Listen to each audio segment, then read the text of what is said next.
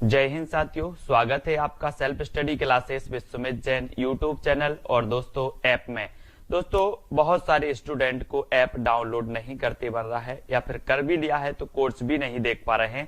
तो मैं आज उनको बता दूं कि ये जो सेल्फ स्टडी क्लासेस इस प्रकार से जब आप प्ले स्टोर से करते हैं तो ये आपका वेल जो है आइकन उसमें लगा हुआ है ना। तो इस प्रकार से सेल्फ स्टडी क्लासेस आपको सर्च करना है और ऐसे आइकन में आपको ऐप मिलने वाला है। ठीक है, तो दोस्तों हम देखें कि प्ले स्टोर में आपको इस प्रकार से दिखेगा ये सेल्फ स्टडी क्लासेस। ठीक है, ये प्ले स्टोर में आपको सेल्फ स्टडी क्लासेस का ऐप दिखने वाला है। ठीक है, ये इमेज उसमें डली है, ये आइकन, ये लोगो उसमें डला है। ठीक है, अब दोस्तों इसको इंस्टॉल करना है, यहां से आप इंस्टॉल करेंगे। ठीक है, अब इंस्टॉल करेंगे तो वहां पर आपको नंबर मांगेगा, जीमेल नंबर मांगेगा, तो आपको ओटीपी आएगा, तो आप रजिस्टर करके आगे बढ़ेंगे। ठीक है, और दोस्तों टीजीटी पीजीटी का मॉडल पेपर लॉन्च हो गया है, जिसमें आपको हिंदी साहित्य के प्रश्न, संस्कृत के प्रश्न, हिंदी व्याकरण के प्रश्न, टोटल 125 नंबर का जो आपका पेपर आता है, वैसे ही 125 नंबर के मॉडल पेपर का कोर्स लॉन्च हो गया है, जिसमें 25 मॉडल पेपर आपको मिलेंगे। ठीक है, तो दोस्तों आप मॉडल पेपर को भी क्या कर सकते हैं, परचेस कर सकते हैं, अपना एडमिशन लेकर के मॉडल पेपर दे सकते हैं। ठीक है, नई कविता पत्रिका का प्रकाशन आरंभ हुआ, तो यहां पर बिल्कुल सही आंसर है, नई कविता पत्रिका का जो प्रकाशन आरंभ हुआ था वो हुआ था सन 1954 में। सन 1954 यानी कि आपका राइट आंसर बी नंबर जो है वो बिल्कुल सही है। नई कविता पत्रिका का प्रकाशन सन 1954 में आरंभ हुआ, जिसके संपादक कौन थे, जगदीश गुप्त। कौन थे, जगदीश गुप्त एवं दोस्तों रामस्वरूप चतुर्वेदी। इनको याद रख लेना, कभी कभी एग्जाम में दोस्तों रामस्वरूप चतुर्वेदी आपके लिए आएगा, लेकिन अधिकांशतः जगदीश गुप्त माना जाता है, तो इनको यहां आपको कंफ्यूज नहीं होना है ना।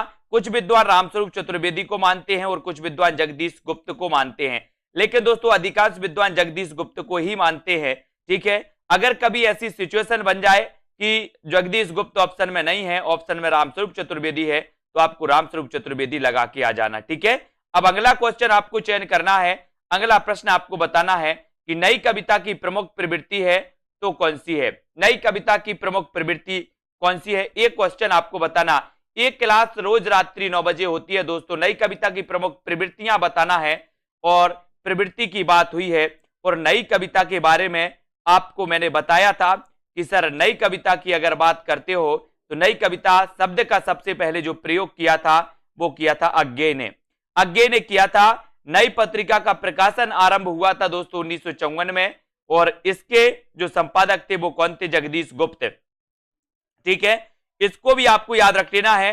नई कविता की प्रमुख प्रवृत्ति है तो कौन सी है, बौद्धिकता का प्रधान, यथार्थवाद का अति आग्रह है ना, और दोस्तों कुंठा, निराशा, संदेह की अभिव्यक्ति, ये सारी की सारी प्रवृत्तियां मानी जाती हैं किसकी, नई कविता की। कौन कौन सी, बौद्धिकता का प्राधान्य है, यथार्थवाद का अति आग्रह है, ठीक है, कुंठा, निराशा, संदेह की अभिव्यक्ति, ये सारी की सारी मानी जाती हैं। उपर्युक्त सभी नई कविता की प्रमुख प्रवृत्तियां हैं दोस्तों, इनको याद रख लेना है। ठीक है, बौद्धिकता की प्रधान है, यथार्थवाद का अति आग्रह है, निराशा, कुंठा, संदेह की अभिव्यक्ति है, ये सभी मानी जाती हैं। और अगला क्वेश्चन आपके लिए दोस्तों दिया गया है, अगला क्वेश्चन आपको बताना है कि कैलाश वाजपेयी की साहित्य अकादमी पुरस्कार से सम्मानित जो काव्य कृति है वो काव्य कृति कौन सी है, जल्दी से आपको चयन करना है।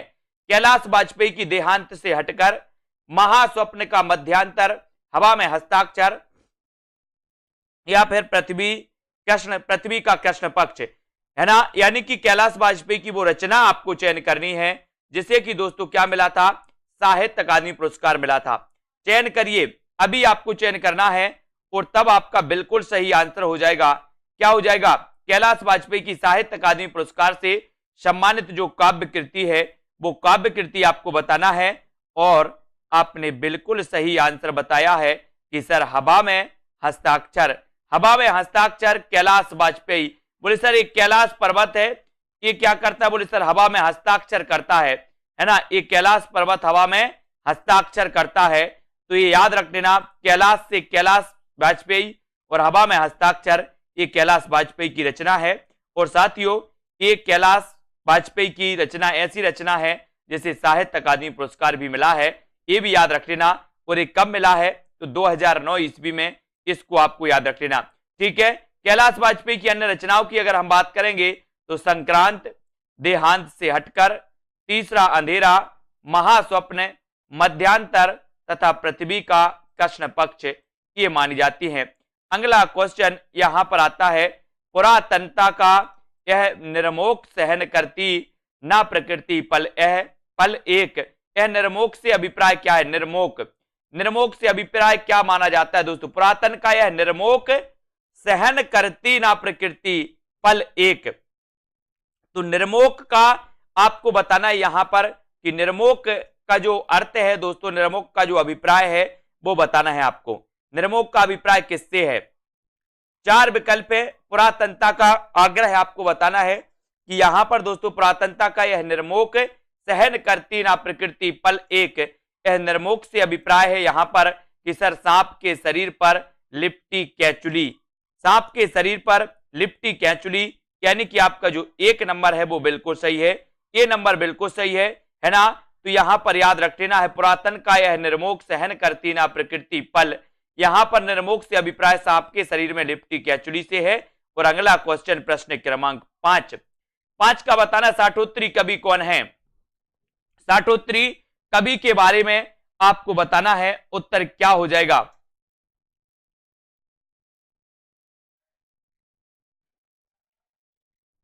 इनमें से साठोत्तरी कवि कौन है ये बताइए प्रश्न क्रमांक 5 में। और दोस्तों साठोत्तरी की बात होती है ना, अपन ने कोर्स में साठोत्तरी कवि भी पढ़े, साठोत्तरी कविताएं पढ़ी, नवगीत के बारे में भी पढ़ा था। अब यहां पर साठोत्तरी कवि कौन है ये आपसे पूछा गया है। तो पढ़ा है सभी लोगों ने, लगभग जिन्होंने पेड कोर्स लिया उन्होंने तो पढ़ा ही है ना। तो इनमें से साठोत्तरी कवि कौन है? उत्तर हो जाएगा आलोक धनबा, है ना। आलोक धनबा दोस्तों ये साठोत्तरी कवि माने जाते हैं, है ना।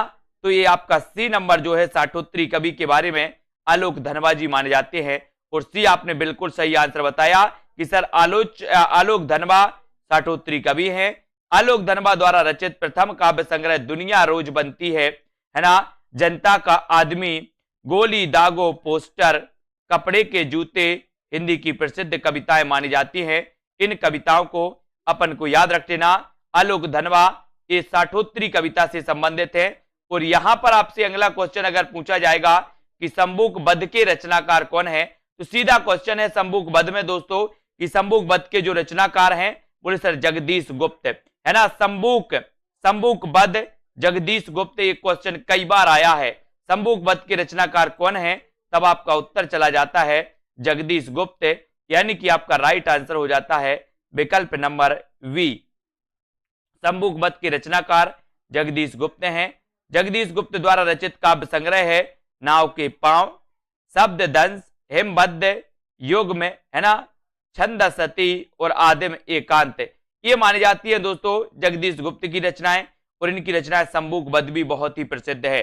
ठीक है, सभी लोग एक बार लाइक जरूर कर देंगे, वीडियो को शेयर जरूर करना है साथियों। और इसी प्रकार से बढ़ते रहना है। मॉडल पेपर जिनको भी दोस्तों मॉडल पेपर में एडमिशन लेना है वो मॉडल पेपर में एडमिशन ले सकते हैं। हिंदी टीजीटी पीजीटी के लिए मॉडल पेपर जिसमें लॉन्च किया गया। और दोस्तों यहां पर नवगीत दशक के संपादक कई बार पूछा गया और मोस्ट इंपोर्टेंट प्रश्न क्रमांक 7, नवगीत दशक के संपादक का नाम बताना है। रामदरस मिश्र, शंभुनाथ सिंह, उमाकांत मालवीय या फिर स्वाम ठाकुर। नवगीत दशक के संपादक कौन थे? तो आपका यहां पर बिल्कुल सही हो जाता है शंभुनाथ सिंह, यानी कि आपका 7 का उत्तर बी नंबर बताया तो बिल्कुल सही हो जाएगा। बी नंबर आपका दोस्तों बी नंबर सही है। शंबुक वध के जो रचनाकार नवगीत दशक के जो रचनाकार हैं वो शंभुनाथ सिंह हैं। ठीक है, बी नंबर नवगीत दशक के संपादक शंभुनाथ सिंह माने जाते हैं, इसको याद रखेंगे। और अगला क्वेश्चन आपकी स्क्रीन पर आता है, यहां पर आपको बताना है। बाकी दोस्तों नवगीत दशक के संपादक शंभुनाथ सिंह हैं। शंभुनाथ की दोस्तों जो गीत संग्रह है रूप रश्मि याद करना, माता भूमि, छाया लोक, उदयाचल, है ना, दिवालोक, जहां दर्द नीला है और वक्त की मीनार पर, ये जो रचनाएं मानी जाती हैं दोस्तों ये शंभुनाथ सिंह की मानी जाती है। जहां दर्द नीला है तो ये तो आपको पता ही है। दिवालोक के रचनाकार कौन है? तो शंभुनाथ सिंह है। उदयाचल किसकी रचना है? शंभुनाथ सिंह की है ना। छायालोक के रचनाकार कौन है? तो शंभुनाथ से हैं। कौन सा कवि नकेनवाद से जुड़ा है? बताइए। और चयन करना है आपको। और जिन भी साथियों ने एग्जाम पर यूट्यूब चैनल और टिपटॉप यूट्यूब चैनल के वीडियो नहीं देखे, बढ़िया तरीके से आपको वीडियो लाए जाते, वहां पर भी वो भी जरूर देख लें, है ना। इनमें से कौन सा कवि नकेनवाद से जुड़ा है? तो नकेनवाद से जुड़ा है दोस्तों नरेश मेहता, है ना। नरेश मेहता से जुड़े, नरेश मेहता जुड़े हैं दोस्तों, इसको आपको याद रख लेना है ना। तो नकेनवाद से जुड़े हैं, तो कौन जुड़े हैं? है ना। और यहां पर आपका सी नंबर बिल्कुल सही हो जाएगा। ठीक है, सी नंबर। बहुत सारे लोग कंफ्यूज हो गए केसरी कुमार में। केसरी कुमार दोस्तों, एक केसरी गलत लिखा है, इसलिए ए नंबर नहीं माना जाएगा, है ना। कौन सा माना जाएगा? नरेश मेहता, यानी बी नंबर माना जाएगा। कंफ्यूज नहीं होना, स्पेलिंग पे भी गौर देना है अपन को। त्रिपदवाद को नकेनवाद भी कहा जाता है, क्योंकि इसमें बिहार के 3 कवि नलिन विलोचन शर्मा, केसरी कुमार और नरेश मेहता, है ना, ये 3 थे, ना, के और न। इनके दोस्तों प्रथम अक्षर पर इसका नाम पड़ा था नकेनवाद। नलिन विलोचन शर्मा इसके थे, केसरी कुमार थे, नरेश मेहता थे। ठीक है। और दोस्तों प्रथम अक्षरों के आधार पर मानकर नकेन बनता है। त्रिपदवाद का प्रवर्तक नलिन विलोचन शर्मा ने 1956 में दोस्तों प्रकाशित नकेन के प्रबद्ध संकलन से किया है, ये भी आपको याद रख लेना है। अगला क्वेश्चन, रामदास मिश्र को उनकी किस कृति पर 2015 के लिए साहित्य अकादमी पुरस्कार मिला था? बताइए। केदारनाथ नहीं, केसरी कुमार हैं। रीता जी, केदारनाथ नहीं, केसरी कुमार हैं। लेकिन केसरी कुमार दोस्तों केसरी लिखना है, ए वाला केसरी लिखना है, ए, है ना, केसरी। रामदास मिश्र आपको बताना है, उत्तर क्या हो जाएगा?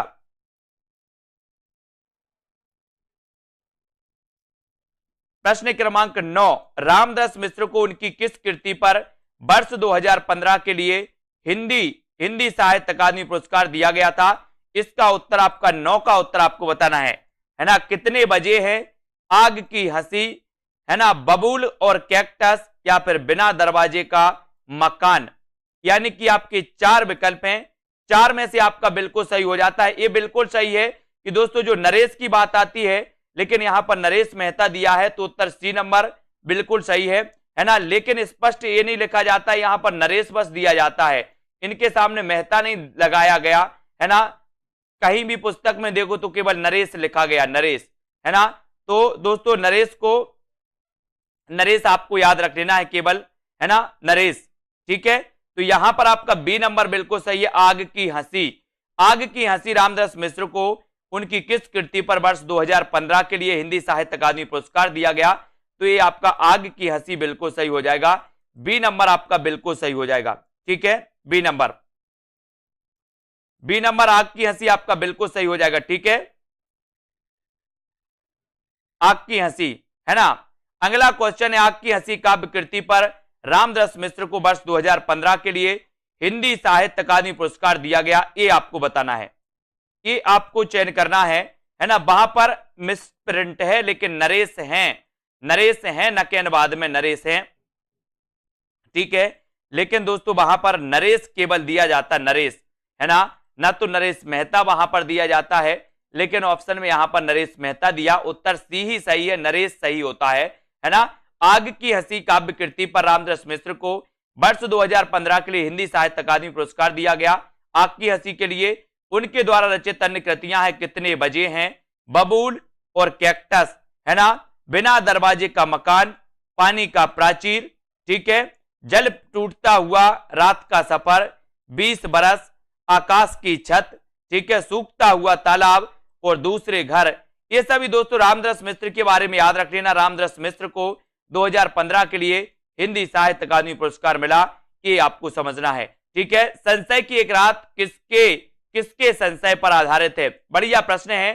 संशय की एक रात से प्रश्न आया है आपके लिए कि संशय की एक रात ये रचना किसकी है?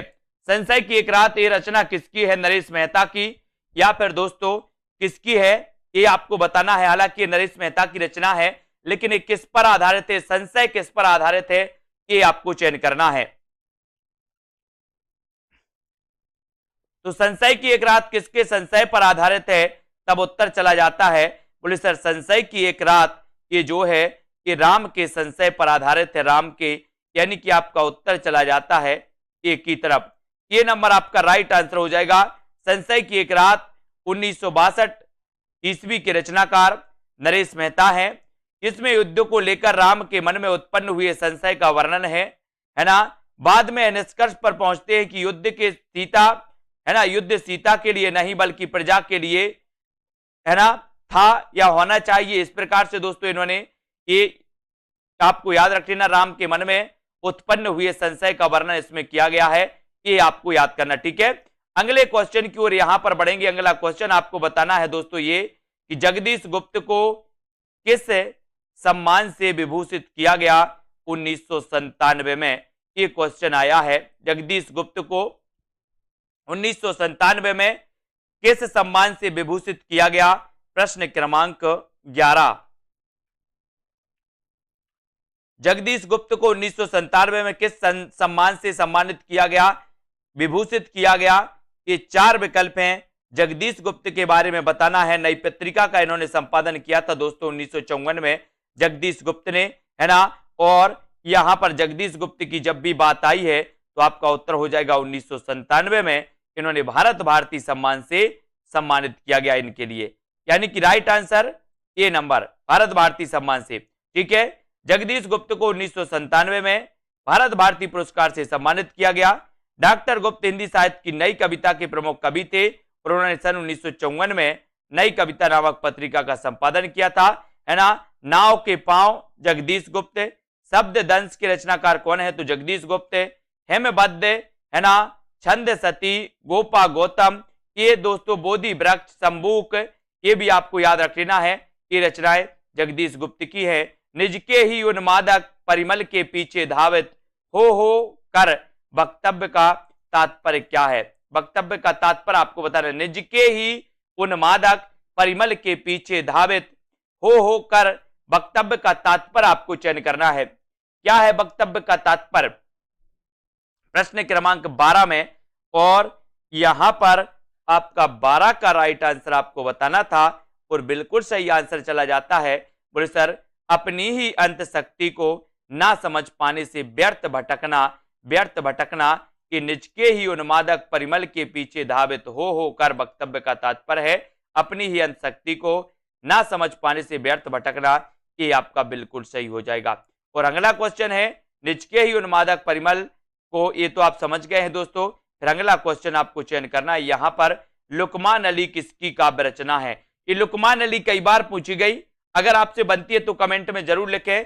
और ऐसे कौन कौन से साथी हैं जिनको टीजीटी पीजीटी के मॉडल पेपर की जरूरत है, मॉडल पेपर जिनको लगाना है, अभी तक आपने दोस्तों जितना भी पढ़ा है, आपके 125 नंबर का जो पेपर आना है उसी पेपर के आधार पर दोस्तों मॉडल पेपर 125 प्रश्नों का तैयार किया गया है ना। ये कोर्स दोस्तों आप इस कोर्स में एडमिशन ले सकते हैं ऐप में जाकर के। सेल्फ स्टडी क्लासेस ऐप में आज ही लॉन्च हुआ है ये कोर्स।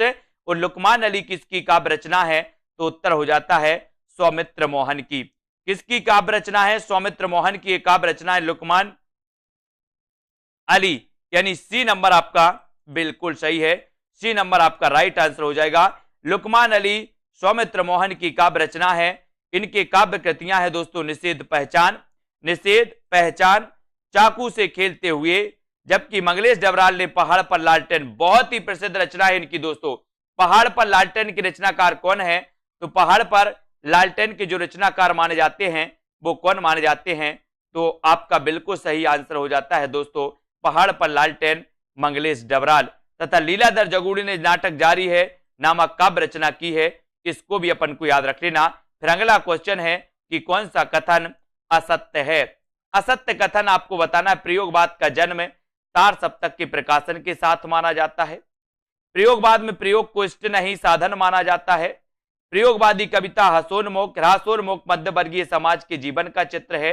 यह नई कविता प्रयोगवाद का विकसित रूप नहीं है। तो एक कथन असत्य है, इनमें से उसका उत्तर आपको चयन करना है। प्रश्न क्रमांक 14, कौन सा कथन असत्य है मयंक जी, अनीता जी, सुदामा जी, बाल गोविंद जी, कौन सा कथन असत्य है, ये आपके लिए मौका मिला है बताने का। और आपका पता है सबसे नीचे आपका यहां पर एक दोस्तों विकल्प दिया है कि नई कविता प्रयोगवाद का विकसित रूप नहीं है, ये आपका असत्य हो जाएगा, क्योंकि नई कविता प्रयोगवाद का ही विकसित रूप माना जाता है। और यहां पर दिया है नहीं है, नहीं है तो असत्य कथन भी कौन सा हो जाएगा, विकल्प नंबर डी। विकल्प नंबर डी आपका बिल्कुल सही है। नई कविता प्रयोगवाद का विकसित रूप नहीं है, यह कथन असत्य है। जबकि प्रयोगवाद के संबंध में सत्य कथन इस प्रकार से है कि प्रयोगवाद का जन्म तारसप्तक के प्रकाशन से माना जाता है। प्रयोगवाद में प्रयोग इष्ट नहीं साधन माना जाता है। प्रयोगवादी कविता ह्रासोन्मुख मध्यवर्गीय समाज के जीवन का चित्र प्रस्तुत करती है और नई कविता प्रयोगवाद का ही विकसित रूप है। इन तथ्यों को भी आपको अच्छे से याद करना है, इन तथ्यों को भी आपको अच्छे से पढ़ना है। ठीक है, फिर चलते हैं अगले क्वेश्चन की ओर। अगला प्रश्न आपको यहां पर चयन करना है दोस्तों, ये आपकी स्क्रीन पर है। प्रतिबद्ध कविता के जनक कौन है? प्रश्न क्रमांक 15 में प्रतिबद्ध कविता के जनक कौन माने जाते हैं? श्याम परमार, अरुण कमल, प्रभाकर माचबे या फिर परमानंद श्रीवास्तव? प्रतिबद्ध कविता के जनक कौन माने जाते हैं? बढ़िया प्रश्न है, प्रश्न क्रमांक 15 है और 15 का आपका बिल्कुल सही प्रतिबद्ध कविता के जो जनक माने जाते हैं, कमेंट में आने चाहिए, सभी लोगों का कमेंट आना चाहिए फटाफट से, प्रतिबद्ध कविता के जनक कौन है? तो बोले परमानंद श्रीवास्तव। अपन बोलते ना कि परमानंद के प्रति हम क्या हैं? बोले सर वास्तव में हम परमानंद के प्रति प्रतिबद्ध है, प्रतिबद्ध हैं। तो याद रख लेना हम किसके प्रति प्रतिबद्ध हैं? तो परमानंद के प्रति प्रतिबद्ध हैं, है ना। तो परमानंद से परमानंद श्रीवास्तव, यानी डी नंबर आपका बिल्कुल सही है ना। कविता प्रतिबद्ध कविता के जनक परमानंद श्रीवास्तव, ये आपको याद रख लेना। लेखकों में व्यंग्यकार कौन है? मोहन राकेश, कन्हैया लाल मिश्र प्रभाकर, बेढब बनारसी, पांडे बेचन शर्मा उग्र। लेखकों में व्यंग्यकार कौन है, ये आपसे पूछा गया और आपका बिल्कुल सही आंसर हो जाता है।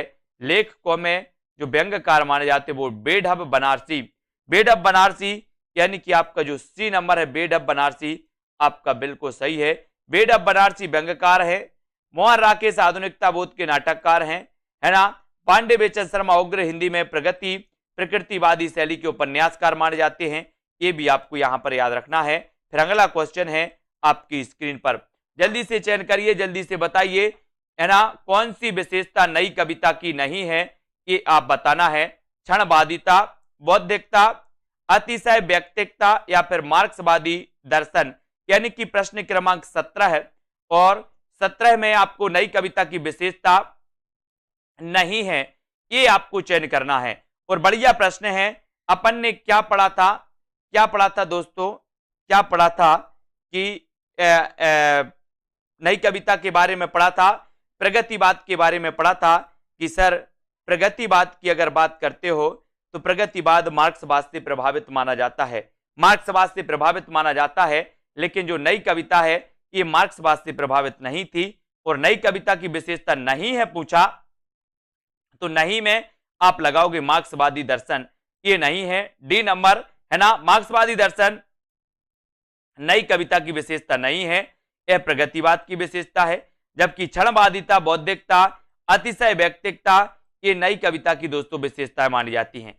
फिर अगला क्वेश्चन आपको बताना, साहित्यिक आंदोलनों के अग्रणी हैं, नकेनवाद नामक साहित्यिक आंदोलनों के अग्रणी माने जाते हैं, तो कौन माने जाते हैं ये आपको बताना है। नकेनवाद नामक साहित्यिक आंदोलन के अग्रणी कौन माने जाते हैं? 18 में आंसर,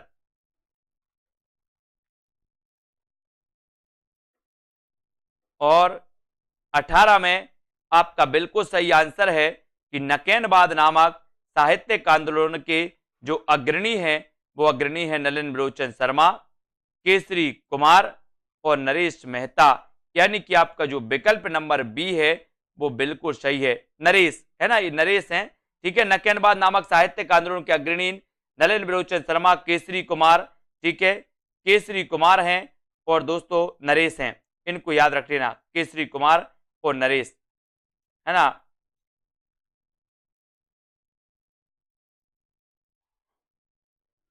ठीक है, इनको याद रखेंगे। यहां पर दोस्तों एक लाइन और याद रखनी है कि प्रपद्य बात का प्रवर्तन नरेंद्र बिरोचन शर्मा ने सन 1956 में प्रकाशित नकेन प्रबद्ध संकलन से किया था, नरेंद्र बिरोचन शर्मा ने। ठीक है, अगला क्वेश्चन, मंगलेश डबराल की रचना है तो कौन सी है? मंगलेश डबराल की एक रचना जरूर पूछी जाती है हर एग्जाम में, है ना, और ये दोस्तों कई बार पूछा जाता है ना। तो मंगलेश डबराल की रचना आपको चयन करनी है और प्रश्न क्रमांक आपका 19 है और 19 में आपका बिल्कुल सही आंसर है मंगलेश डबराल की बात। सभी लोग लाइक जरूर करते रहिएगा दोस्तों, है ना। और यहां पर मंगलेश डबराल यानी कि पहाड़ पर लालटेन, है ना, पहाड़ पर लालटेन ये किसकी रचना है, ऐसा भी क्वेश्चन आता है। तो पहाड़ पर लालटेन के रचनाकार जो माने जाते हैं वो माने जाते हैं मंगलेश डबराल, है ना। यानी कि ऐसा भी क्वेश्चन आता है कि पहाड़ पर लालटेन के रचनाकार कौन है, तब आते मंगलेश डबराल, या मंगलेश डबराल की रचना कौन सी है, तो पहाड़ पर लालटेन। ठीक है, मंगलेश डबराल की रचना पहाड़ पर लालटेन है। जख्म पर धूल मलयच की रचना है। सुदामा पांडे की रचनाओं में सुदामा पांडे का प्रजातंत्र, कल सुन्ना मजे सुदामा पांडे, संसद से सड़क तक, है ना, का से कबूतर, सुनो कारियर, उदय प्रकाश की रचनाएं हैं, है ना। तो ये आपको याद रखना, सुनो कारियर, ठीक है। और ये संसद से सड़क तक, ये दोस्तों यहां तक किसकी है, ये है सुदामा पांडे की। बाकी का से कबूतर और सुनो कारियर ये उदय प्रकाश की रचनाएं मानी जाती हैं। कविता की तीसरी आंख, बढ़िया प्रश्न है, कविता की तीसरी आंख के रचनाकार कौन है? प्रश्न क्रमांक 20, कविता की तीसरी आंख के रचनाकार आपको बताना है। प्रश्न 20 है, 20 का उत्तर आपको चयन करना है और यहां पर आपका राइट आंसर कविता की तीसरी आंख के जो रचनाकार हैं दोस्तों वो कौन है? प्रभाकर श्रोत्रिय, है ना। प्रभाकर श्रोत्रिय ये कविता की तीसरी आंख के रचनाकार हैं और उत्तर चला जाता है विकल्प नंबर सी की तरफ। सी नंबर आपका कविता की तीसरी आंख के रचनाकार प्रभाकर श्रोत्रिय आपका सही हो जाएगा। कविता की तीसरी आंख के रचनाकार प्रभाकर श्रोत्रिय है। इनकी अन्य कृतियां है कालयत्री, है ना, कालयत्री है कविता, संवाद, रचना एक यातना है आदि, ये सभी मानी जाती हैं। कविता की तीसरी आंख को भी आपको याद रखना है। ठीक है, अगले क्वेश्चन की ओर हम बढ़ेंगे। अगला प्रश्न यहां पर हम देखने वाले हैं दोस्तों, इनको आपको याद करते जाना है। नवगीत दशक 1, 2, 3, नवगीत दशक 1, 2, 3 का संपादक कौन था? बताइए, अगर आपको पता है नवगीत दशक और नवगीत दशक में 1, 2, 3, नवगीत दशक 1, 2, 3 का संपादक कौन था, ये आपको बताना है। शंभुनाथ सिंह, अज्ञे, नरेश मेहता या फिर उमाशंकर तिवारी। नवगीत दशक 1, 2, 3 के संपादक कौन थे? चयन करिए प्रश्न क्रमांक 21 में।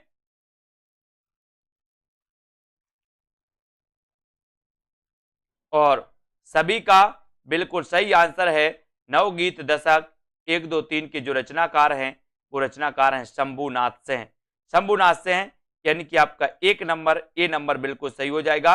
नवगीत दशक 1, 2, 3 नवगीत अर्धसती शंभुनाथ सिंह की रचनाएं हैं, है ना। अज्ञे की काव्य कृतियां हरी घास पर क्षण भर, बाबरा अहेरी, इंद्रधनुष रौंदे हुए, असाध्य बीणा, आंगन के पार द्वार, है ना। अज्ञे की इतलम चिंता। नरेश मेहता की बात करें तो वन पाखी सुनो, वन पाखी सुनो, बोलने दो चीड़ को, है ना। पिछले दिनों नंगे पैरों, मेरा समर्थ एकांत, उत्सवा, तुम मेरा मौन हो, देखना एक दिन अरण्या, संशय की एक रात, ये सभी दोस्तों किसकी मानी जाती हैं? नरेश मेहता की। अगला क्वेश्चन आपको दिया गया, टॉलस्टॉय और साइकिल किसकी रचना है, ये आपसे पूछा गया। सभी लोग लाइक जरूर कर देना। जिन भी साथियों को टीजीटी पीजीटी के मॉडल पेपर की जरूरत है, यानी कि आप भी चाहते हैं कि जैसा आपका पेपर होता है वैसा भी हम दोस्तों एक पेपर लगाएं, हमारे कितने नंबर आते हैं वो टेस्ट करें, और कौन सा आपका चैप्टर वीक है, किस चैप्टर में आपको वीकनेस लगती है, उस चैप्टर को आप अभी से बहुत अच्छा बना सकते हैं, है ना। तो एक अंदाज आपको हो जाएगा, एक अनुभव आपको हो जाएगा। 25 टेस्ट दोस्तों, 25 टेस्ट आपके लिए उपलब्ध करवाए जाएंगे, है ना।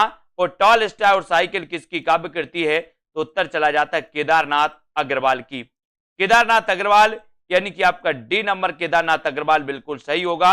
टॉलस्टॉय और साइकिल केदारनाथ सिंह की, केदारनाथ अग्रवाल सॉरी केदारनाथ सिंह है, केदारनाथ सिंह की रचना है, ठीक है। टॉलस्टॉय और साइकिल इसको याद रखेंगे। और दोस्तों इनके द्वारा लिखित अन्य रचनाएं हैं बाघ, यहां से देखो, बनारस आदि ये रचना इनकी मानी जाती है। लीलाधर जगोड़ी की रचना का नाम हुई बची हुई पृथ्वी। बची हुई पृथ्वी रात अब भी मौजूद है और नाटक जारी है। नाटक जारी है लीलाधर जगोड़ी, नाटक जारी है लीलाधर जगोड़ी, है ना। अगला क्वेश्चन है अन्य है मेरे शब्द, ये किस कवि की कृति है? अन्य है मेरे शब्द ये किस कवि की कृति है, ये आपको बताना है। स्वप्निल श्रीवास्तव की, रविंद्र श्रीवास्तव, आलोक श्रीवास्तव या फिर एकांत श्रीवास्तव। अन्य है मेरे शब्द किस कवि की कृति है, ये आपको बताना है। और उत्तर क्या हो जाएगा? उत्तर हो जाएगा आपका डी, डी यानी कि एकांत, एकांत श्रीवास्तव आपका बिल्कुल सही हो जाएगा। यार डी नंबर आपका बिल्कुल सही हो जाएगा। अन्य है मेरे शब्द एकांत श्रीवास्तव, है ना। मुझे दूसरी पृथ्वी चाहिए स्वप्निल श्रीवास्तव। अमीन के लेखक कौन है? आलोक श्रीवास्तव। इनको याद रख लेना। और अगला क्वेश्चन आपसे पूछा जाता है कि काव्य संकलनों में से किसके कवि अरुण कमल हैं? अरुण कमल बताना है किसके कवि अरुण कमल हैं। सभी लोग लाइक जरूर करें दोस्तों, अपने मित्रों तक शेयर जरूर करते जाए, है ना। ये क्लास रोज होती है अपनी 9 बजे और अपन दोस्तों बहुत अच्छे से पढ़ते हैं, इन प्रश्नों की प्रैक्टिस करते हैं, इनके बारे में पढ़ते हैं। और निम्नलिखित काव्य संकलनों में किसके किसके कवि अरुण कमल हैं? तो उत्तर हो जाता है अपनी केवल धार। अपनी केवल धार यानी कि दोस्तों डी नंबर, डी नंबर आपका अपनी केवल धार बिल्कुल सही हो जाएगा। ठीक है, अपनी केवल धार काव्य संकलनों के रचयिता अरुण कमल माने जाते हैं, है ना। इनकी अन्य रचनाएं दोस्तों नए इलाके, सबूत, जबकि चांद का मोटेड़ा, और दोस्तों ये तो मुक्तिबोध का काव्य संग्रह है चांद का मोटेड़ा, है ना, मुक्तिबोध का। मगध श्रीकांत वर्मा का है। सागर मुद्रा दोस्तों ये किसका? अज्ञे जी की रचना है, तो इनको भी अपन को याद रख लेना। इनमें से कौन नकेनवादी रचनाकार नहीं है? नकेनवादी रचनाकार कौन नहीं है ये बताइए। 25 यानी कि नकेनवादी रचनाकार आपको चयन करना है और आपका उत्तर चला जाता है। बोले सर नकेनवाद की अगर बात करोगे तो नहीं है, तो केदारनाथ सिंह नहीं है, बाकी नलिन बलोचन शर्मा, केसरी कुमार और नरेश ये माने जाते हैं इस प्रकार से। ठीक है, तो आपका उत्तर सी नंबर बिल्कुल सही है। नकेनवाद लगभग प्रयोगवाद के साथ साथ चलने वाली काव्यधारा है। इसका स्वतंत्र आंदोलन के रूप में 1956 ईस्वी में सामने आया, है ना। और दूसरा नाम इसका प्रबद्धवाद है। ठीक है, ना कै न केसरी कुमार, एक केसरी कुमार है दोस्तों, है ना, नरेश और नलिन बलोचन, ये सही है पूरा। ठीक है, इनको जबकि केदारनाथ सिंह प्रयोगवाद के तथा तीसरे सप्तक के कवि माने जाते। केदारनाथ सिंह के बारे में तो आपको पढ़ा ही होगा, केदारनाथ सिंह की रचनाएं भी अपन ने पढ़ी हैं दोस्तों, है ना। और अगला क्वेश्चन है, अगला बताना कवि धूमिल का पूरा नाम क्या था? कवि धूमिल का पूरा नाम क्या था ये आपको बताना है। चयन करिए, गोरख पांडे, सुधाकर पांडे, सुदामा पांडे या फिर इनमें से कोई नहीं। कवि धूमिल का पूरा नाम, कवि धूमिल के बारे में अपन पढ़ते हैं, सुदामा पांडे का प्रजातंत्र अपन पढ़ते हैं, है ना, संसद से सड़क तक इनकी रचना पढ़ते हैं। किसकी? सुदामा पांडे धूमिल की। और आंसर आपका चला जाता है कि सर कवि धूमिल का जो पूरा नाम है वो नाम है सुदामा पांडे धूमिल, यानी सी नंबर आपका बिल्कुल सही है। हिंदी साहित्य में कवि धूमिल का वास्तविक नाम सुदामा पांडे धूमिल है। संसद से सड़क तक, कल सुनना मुझे, सुदामा पांडे का प्रजातंत्र धूमिल द्वारा लिखे गए काव्य संग्रह हैं। किसान जनतंत्र, गांव एवं कुत्ता धूमिल की महत्वपूर्ण कविताएं भी मानी जाती हैं। प्रबद्धवाद किसका पर्याय है? प्रबद्धवाद किसका पर्याय है बताइए। 27 में प्रबद्धवाद किसका पर्याय माना जाता है? ऐसे कौन से साथी हैं दोस्तों जिनको मॉडल टेस्ट पेपर की जरूरत है, टीजीटी पीजीटी की? 125 प्रश्न होंगे, है ना। 125 प्रश्न में आपके कितने नंबर आते हैं आपको आकलन करना है। ठीक है, तो यहां पर प्रबद्धवाद किसका पर्याय है? 27 का आंसर, और उत्तर चले जाता है आपका नकेनवाद, है ना। और बी नंबर नकेनवाद आपका राइट आंसर। प्रबद्धवाद को नकेनवाद भी कहते हैं। प्रबद्धवाद का प्रवर्तन नलिन बलोचन शर्मा ने किया था। बिहार के 3 कवि नलिन बलोचन शर्मा, केसरी कुमार और नरेश के नाम के प्रथम अक्षरों को आधार मानकर नकेन बनता है दोस्तों, है ना। आ कविता के प्रवर्तक आपको बताना है, आ कविता के प्रवर्तक कौन थे बताइए जल्दी से। और दोस्तों आपको बताना है कि जो प्रयोगवाद के प्रवर्तक थे, प्रयोगवाद के प्रवर्तक वो सच्चिदानंद हीरानंद बादशाह अज्ञेय थे, है ना, ये आपको बताना है। और आपको कमेंट में लिखना है आ कविता के प्रवर्तक कौन थे। मैंने आपको कई बार बताया है, और आ कविता के प्रवर्तक 28 में आपको चयन करना है। आ कविता दिया है, यहां पर आ कहानी नहीं दिया है, इसलिए कंफ्यूज नहीं होना। आ कहानी की जब भी बात आती है तो गंगा प्रसाद बिमल की बात आती है, लेकिन आ कविता की जब भी बात आती है तो जगदीश चतुर्वेदी की बात आती है ना। तो यहां पर आ कविता जगदीश चतुर्वेदी, इसको याद रखेंगे। और दोस्तों यहां पर निम्न में से कौन प्रबद्धवादी कवि नहीं है, प्रबद्धवादी कवि नहीं है, ये आपको बताना। 28 में चयन करना नलिन बलोचन शर्मा, केसरी कुमार, नरेश या फिर गिरजा कुमार माथुर, है ना। कौन प्रबद्धवादी कवि नहीं है, ये चयन करिए सभी लोग। उत्तर क्या हो जाएगा,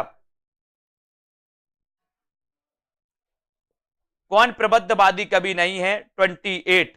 और बोले सर प्रबद्धवादी कविता की अगर कवि की बात करोगे तो नलिन बलोचन शर्मा तो है ही, केसरी कुमार तो है, नरेश है ना, और गिरजा कुमार नहीं है। तो आपका राइट आंसर हो जाता है विकल्प नंबर डी, है ना। प्रबद्धवाद का प्रवर्तन नलिन बलोचन शर्मा ने सन 1956 ईस्वी में प्रकाशित नकेन के प्रबद्ध संकलन में किया। प्रबद्धवाद को नकेनवाद भी कहा जाता है, क्योंकि इसमें बिहार के 3 कवि नलिन बलोचन शर्मा, केसरी कुमार और नरेश के नाम प्रथम अक्षरों को आधार मानकर नकेन बनता है ना। और प्रबद्धवाद और प्रयोगवाद में मूल अंतर यह है कि प्रबद्धवाद प्रयोग को साध मानता है, जबकि प्रयोगवाद प्रयोग को साधन मानता है ना। जबकि गिरजा कुमार माथुर तार सप्तक के कवि हैं तथा प्रयोगवादी काव्यधारा में ये आते हैं, इनको याद करना। अब दोस्तों यहां पर कुछ रचनाएं दी हैं, और कुछ रचनाओं में से आपको क्या करना है, इनको सुमेलित करना है। सुमेलित करिए, किसकी कौन सी रचना है ये आपको बताना है। मुक्ति प्रसंग, खुशबू के शिलालेख, अनुभव के आकाश में चांद और रेणुका, ये रचनाएं किसकी मानी जाती हैं, ये रचनाएं आपको बताई गई हैं। इन रचनाओं के बारे में आपको बताना है। और यहां पर अपन थोड़ा सा आप देख लो, मुक्ति प्रसंग के रचनाकार कौन है, खुशबू के शिलालेख, है ना, खुशबू के शिलालेख, अनुभव के आकाश में चांद, ठीक है, और रेणुका, ये रचनाएं किसकी मानी जाती हैं। तो आपको पता ही है कि सर कौन सी रचना किसकी है। यहां पर एक कूट दिया था नीचे, इस कूट में से आपको चयन करना था, तो बी नंबर यहां पर सही हो जाता है दोस्तों। यानी कि यहां पर आपका जो बिल्कुल सही आंसर है कि मुक्ति प्रसंग ये राजकुमार चौधरी की रचना है ना।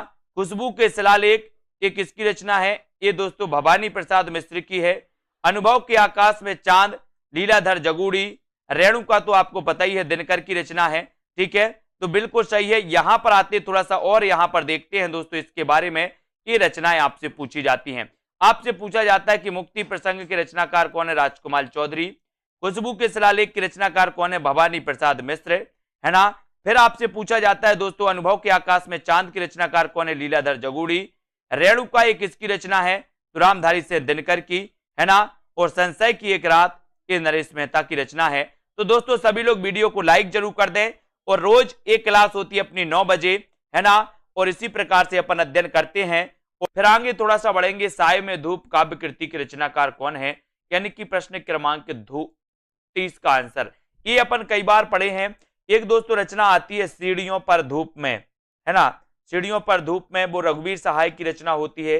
लेकिन यहाँ साय में धूप, साय में धूप आपसे पूछा गया, तब आपका इसका उत्तर आपको बताना है। प्रश्न क्रमांक 30 में साय में धूप के रचनाकार कौन है, आपका राइट आंसर कौन सा हो जाएगा। आपने बिल्कुल सही आंसर चयन किया है साथियों कि धूप, साय में धूप के जो रचनाकार हैं वो कौन है, दुष्यंत कुमार। दुष्यंत कुमार, यानी कि आपका बी नंबर बिल्कुल सही हो जाएगा, बी राइट आंसर हो जाएगा, ठीक है। ये याद रखेंगे, साय में धूप काव्य कृति के रचयिता दुष्यंत कुमार हैं। दुष्यंत कुमार को त्यागी या परदेसी नाम से जाना जाता है। याद रख लेना दोस्तों, अगर आपसे कभी पूछा जाए कि त्यागी, है ना, दुष्यंत कुमार त्यागी या परदेसी नाम से किसे जाना जाता है, तो आपको लगाना है दुष्यंत कुमार को, है ना। इनकी गजलें आपने पढ़ी होंगी दोस्तों। इनकी अन्य कृतियों में सूर्य का स्वागत, आवाजों के घेरे, जलते हुए बन का बसंत, है ना, ये याद रख लेना। सूर्य का स्वागत तो कई बार पूछा गया, दुष्यंत कुमार की रचना जो है कई बार पूछी गई। और दोस्तों इन्हें त्यागी और परदेसी कहते थे, ये आपको बहुत बढ़िया और महत्वपूर्ण है ना। जबकि नरेश मेहता की बात करें द्वारा, तो नरेश मेहता में दोस्तों आपको याद रख लेना, वन पाखी सुनो, वन पाखी सुनो, ये पाखी है, वन पाखी सुनो, बोलने दो चीड़ को, मेरा समर्पित एकांत, चैत्या उत्सवा, ये दोस्तों नरेश मेहता की रचना है। रघुवीर सहाय की बात करें तो सीढ़ियों पर धूप में, सीढ़ियों पर धूप में, ये रघुवीर सहाय की रचना है ना। आत्महत्या के विरुद्ध रघुवीर सहाय, बिल्कुल सही है। हंसो हंसो जल्दी हंसो, लोग भूल गए हैं कुछ पते कुछ चिट्ठियां, ये रघुवीर सहाय की रचना है। इनको याद रखेंगे तब तक आप अगले क्वेश्चन का उत्तर बताएंगे। जब तक मैं बताता हूं आपको कि दोस्तों धर्मवीर भारती की बात करें तो इनका ठंडा लोहा, अंधा युग, कनुप्रिया, सात गीत वर्ष और देशांतर, ये जो रचनाएं हैं, ये रचनाएं किसकी हैं दोस्तों? धर्मवीर भारती की, है ना। आपको पता होगा कि ये ठंडा लोहा जो है कई बार पूछा गया, ये कनुप्रिया भी पूछी गई दोस्तों। तो इनको बिल्कुल सीधा सीधा सा पढ़ना है धर्मवीर भारती की रचनाओं को। बोले सर धर्म की शरण में आते ही लोहा कितना भी गर्म हो ठंडा लोहा हो जाता है। अंधा युग, धर्म के बिना अंधा है युग, धर्म कानों को प्रिय लगता है ना। बोले हम सात गीत वर्ष, वर्ष में सात गीत गाते हैं, काय के? धर्म के, धर्म के सात गीत गाते हैं वर्ष में। और देशांतर, ये सारी की सारी रचनाएं किसकी हैं? तो आपका उत्तर हो जाता धर्मवीर भारती की, है ना। फिर आपसे पूछा जाता है संसद से सड़क तक। दोस्तों संसद से सड़क तक, ये रचना तो अपन ने कई बार पढ़ी है कि सर संसद से सड़क तक धूल मिल, है ना, धूल ही धूल मिलती है। बोले सर तो धूमिल, धूमिल इनको याद रख लेना। धूमिल इनका उपनाम माना जाता है दोस्तों किसका? सुदामा पांडे धूमिल, सुदामा पांडे धूमिल, है ना। तो सुदामा पांडे का प्रजातंत्र आपने पढ़ा होगा, है ना। संसद से सड़क तक इनकी रचनाएं पढ़ी होंगी। ये रचनाएं हमेशा पूछी जाती हैं दोस्तों। सुदामा पांडे का प्रजातंत्र और कल सुनना मुझे, कल सुनना मुझे, ये धूमिल की रचनाएं हैं। और संसद से सड़क तक तो कई बार पूछी गई, है ना। सुदामा पांडे का प्रजातंत्र भी कई बार पूछी गई और कल सुनना मुझे, ये रचना भी धूमिल की मानी जाती है। और धूमिल का वास्तविक नाम भी कई बार पूछा गया, तो धूमिल का वास्तविक नाम है सुदामा पांडे धूमिल, सुदामा पांडे धूमिल, है ना। फिर अगले क्वेश्चन की ओर बढ़ेंगे। नई कविता के प्रवर्तक आपको बताना है कौन है। प्रश्न क्रमांक 32, प्रताप नारायण मिश्र, प्रेमचंद, भारतेंदु हरिश्चंद्र या फिर घनानंद। यानी कि प्रश्न क्रमांक 32 में आपको चयन करना है। नई कविता के प्रवर्तक आपको बताना है कौन माने जाते हैं, नई कविता के प्रवर्तक कौन माने जाते हैं, ये आप बताएंगे। और आपका बिल्कुल सही आंसर यहां पर क्या हो जाएगा? और यहां पर दोस्तों जो ऑप्शन है नई कविता के प्रवर्तक के रूप में, है ना,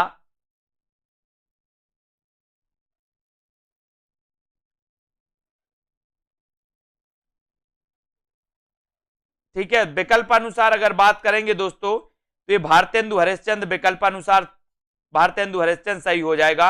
इसके बारे में हम देखते हैं, है ना। विकल्प अनुसार नई कविता के प्रवर्तक भारतेंदु हरिश्चंद्र, इनको अपन देखते हैं क्योंकि इन्होंने सर्वप्रथम ब्रजभाषा काव्य के स्थान पर खड़ी बोली में कविता लिखा। अतः दिए गए विकल्प के अनुसार विकल्प सी सही उत्तर होगा। जबकि नई कविता जो ये युग है, नई कविता, है ना, नई कविता के प्रमुख गीतकार डॉक्टर जगदीश चंद्र गुप्त माने जाते हैं। ये तो सभी को पता है कि 1954 में सर नई कविता पत्रिका की शुरुआत हुई, नई कविता पत्रिका का प्रकाशन हुआ था, है ना, नई कविता पत्रिका का प्रकाशन हुआ था। और दोस्तों इसी नई कविता पत्रिका के साथ नई कविता का उदय माना जाता है ना।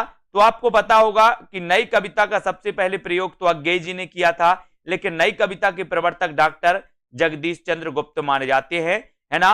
और दोस्तों 1954 में नई कविता पत्रिका का प्रकाशन हुआ था, लेकिन यहां पर विकल्प कुछ और था कि नई कविता के प्रवर्तक कौन थे। उत्तर सी नंबर भारतेंदु हरिश्चंद्र, इन्होंने नई कविता लिखी थी दोस्तों, है ना। ये इस प्रकार से क्वेश्चन अलग टाइप से पूछा गया था, इसलिए विकल्प अनुसार उत्तर वो सी था। बाकी दोस्तों ऑप्शन में अगर जगदीश चंद्र गुप्त होता तो आपका उत्तर जगदीश चंद्र गुप्त ही आपका सही होता, है ना। नए इलाके में किसकी काव्य कृति है? नए इलाके में बताना है किसकी काव्य कृति है। बोधिसत्व की, विनोद कुमार शुक्ल की, अरुण कमल की या उदय प्रकाश की। अपन ने कैसे याद किया था? नए इलाके में। चयन करिए सभी लोग और उत्तर बताइए।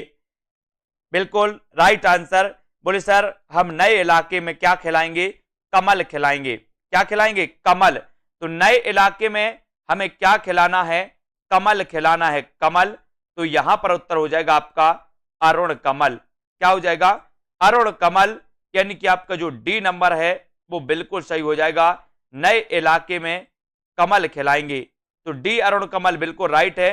नए इलाके में अपनी केवल धार, पुतली में संसार सबूत आदि समकालीन कवि अरुण कमल की काव्य कृतियां हैं। का से कबूतर, सुनो कारीगर, ये उदय प्रकाश की काव्य कृति हैं दोस्तों, सुनो कारीगर और का से कबूतर। बाकी अरुण कमल की रचना कई बार पूछी गई, नए इलाके में कमल खिलाएंगे, कमल। तो कमल से बनेगा अरुण कमल, ऐसे अपन ने याद कर लिया था। ठीक है, नए इलाके में कमल। अब यहां पर आते हैं अगले प्रश्न की ओर, चर्चा करते हैं कि अपना अगला प्रश्न कौन सा है। ये रहा आपका अगला प्रश्न, मगध कविता संग्रह के रचयिता कौन है। मगध कविता संग्रह के रचयिता आपको चयन करना है। प्रश्न है आपका 34 और 34 में आपको आंसर बताना है, उत्तर क्या हो जाएगा। सभी लोग चयन करें। मगध कविता, मगध कविता संग्रह के जो रचनाकार हैं वो कौन माने जाते हैं, इसका उत्तर आपको बताना है। और मगध में आपका बिल्कुल सही आंसर हो जाएगा श्रीकांत वर्मा। श्रीकांत वर्मा यानी कि आपका जो बी नंबर है श्रीकांत वर्मा वो बिल्कुल सही है।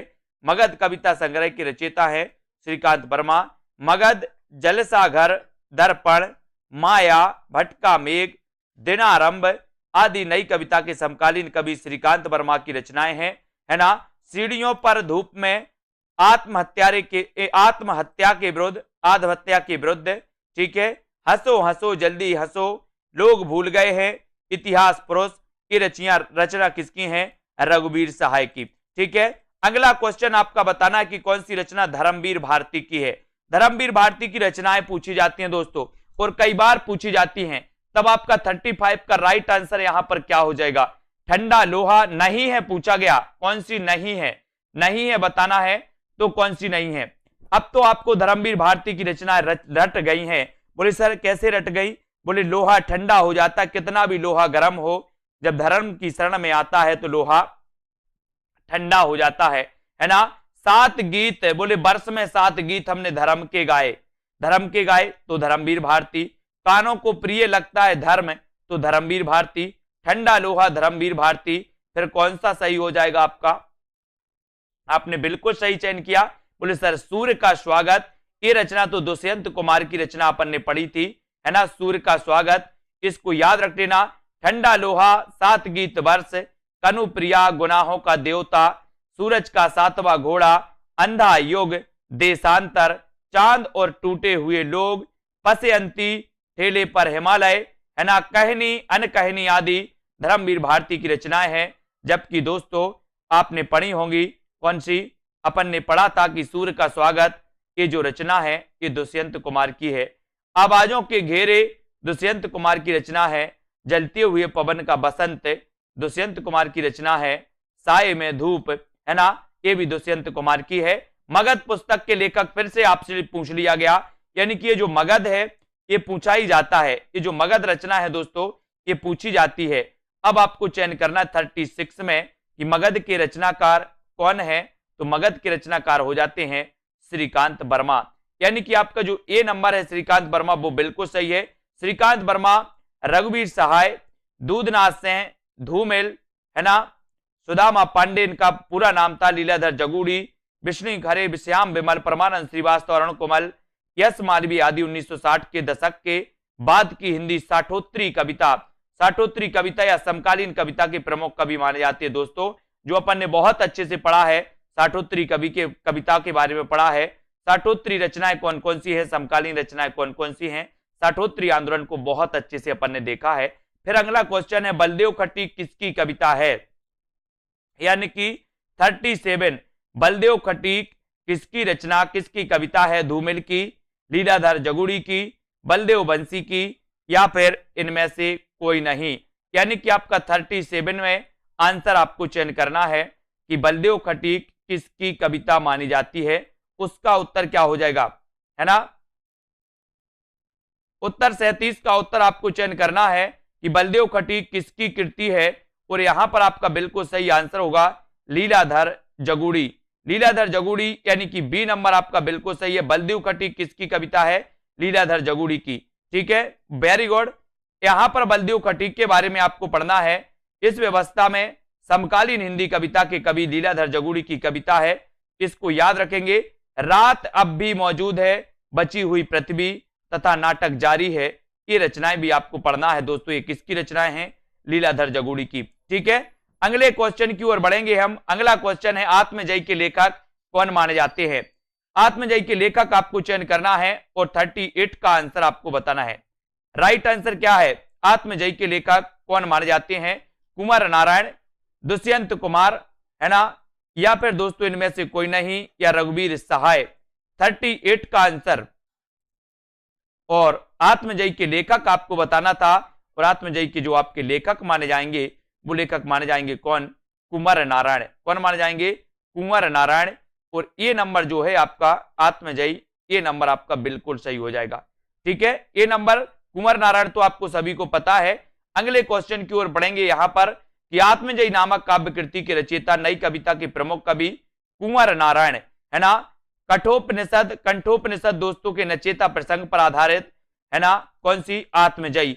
और ये आत्मजयी तो कई बार पूछी गई कि आत्मजयी के जो रचनाकार माने जाते हैं वो माने जाते कुंवर नारायण। इनको हमें याद रखना है। ठीक है, फिर उसके बाद दोस्तों आपको पता ही है दुष्यंत कुमार की रचनाएं सूर्य का स्वागत, आवाजों के घेरे, जलते हुए पवन का बसंत, साय में धूप, है ना, सीढ़ियों पर धूप में, आत्महत्या के विरुद्ध, है ना, आत्महत्या के विरुद्ध, हंसो हंसो जल्दी हंसो, ये रघुवीर सहाय की रचना है। लोग भूल गए हैं, कौन कौन सी? यहां से सीढ़ियों पर धूप में, आत्महत्या के विरुद्ध, हंसो हंसो जल्दी हंसो, लोग भूल गए हैं। इन रचनाओं को याद करना है। अगला क्वेश्चन आपको बताना कि अपनी केवल धार काव्य संकलन के रचनाकार कौन माने जाते हैं? केदारनाथ अग्रवाल, केदारनाथ सिंह, सर्वेश्वर दयाल सक्सेना, या फिर अरुण कमल। अपनी केवल धार काव्य संकलन के रचनाकार कौन है? 39 का आंसर आपको चयन करना है। अपनी केवल धार काव्य संकलन के जो रचनाकार माने जाते हैं वो कौन माने जाते हैं, ये आपसे बताया गया और आपका राइट आंसर हो जाएगा अपनी केवल धार।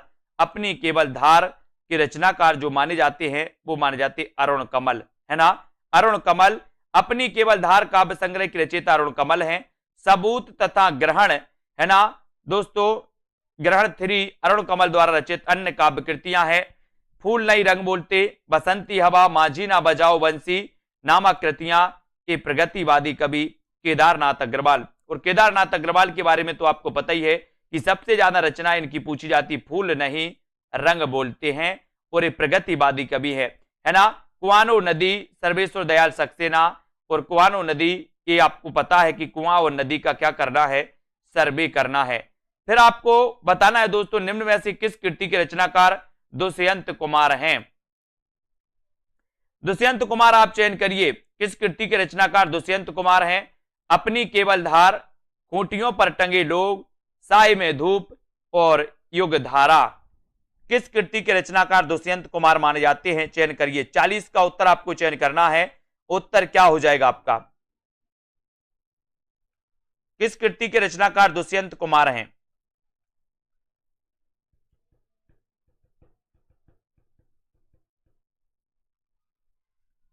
और आपने बिल्कुल सही आंसर लगाया कि सर साय में धूप। साय में धूप यानी सी नंबर। इस कृति जो है ये दुष्यंत कुमार की, साय में धूप नामक कृति के रचनाकार नई कविता के कवि दुष्यंत कुमार हैं। सूर्य का स्वागत, आवाजों के घेरे में, जलते हुए वन का बसंत दुष्यंत कुमार रचित ये दोस्तों कविता संग्रह हैं। इनको याद रखेंगे। एक कंठ बिस्पाई इनकी कई बार पूछी गई रचना है दोस्तों, है ना।